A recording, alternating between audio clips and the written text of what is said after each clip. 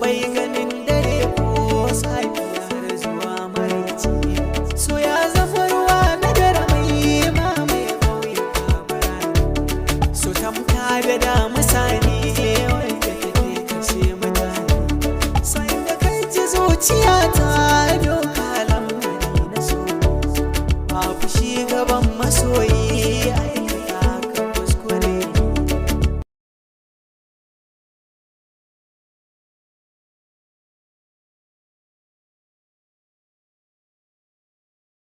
Maya inda nake bida na sasahuna sai an ci kangaya.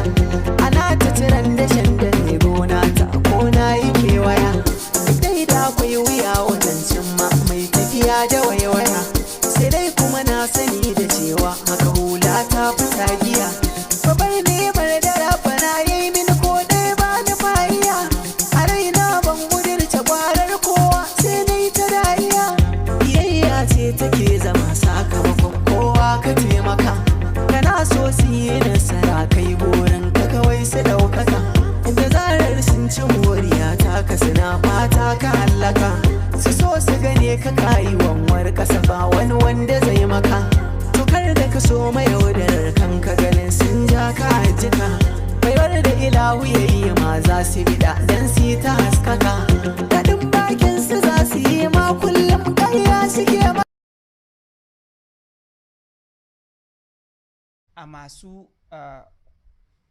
misali kamantawa ba tun yanzu ba tun sama da shekara 10 shi wannan faruk Aminu ne yake ɗagan hankali kamar yadda nake ɗaga wa mutane ka fahimta to shi ma yana ɗaga min hankali kamar idan ya yi waƙa irin ta soyayya ko yana maganganu sai in dinga jin tsigar jikina kamar yana sosa maka wani abu sai in dinga jin wani abu ka fahimta a jikina so ba na manta ko lokacin da muka tafi da wani abokina wallahi Rufa'i muka tafi Kaduna sidinsa muka sa yaran muna ji in ya kare mu dawo to har yanzu ni a zuciyata yana ɗagan hankali idan yayi waka kamar ta soyayya ko kuma yayi wasu maganganun magana ta Allah yana irin